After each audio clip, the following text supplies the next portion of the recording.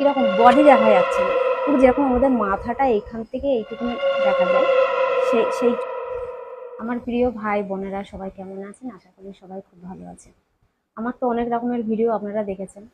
তা আমরা যেটা জানি যে ভূত বলে কিছু হয় না। হ্যাঁ, কেউ মানে কেউ মানে না, কিন্তু আমি মানি। কেননা আমার সঙ্গে ঘটনাগুলো হয়েছে, তো অনেকগুলো ঘটনা আমার সঙ্গে ঘটেছে, তো সেই জন্য আমি মানি যে ভূত বলে কিছু আছে। তো সেই একটা ঘটনা আপনাদের সঙ্গে আমি শেয়ার করবো আজকে আপনাদের কাছে। ঘটনাটা হচ্ছে, আমি এক পার্লারে কাজ করতাম।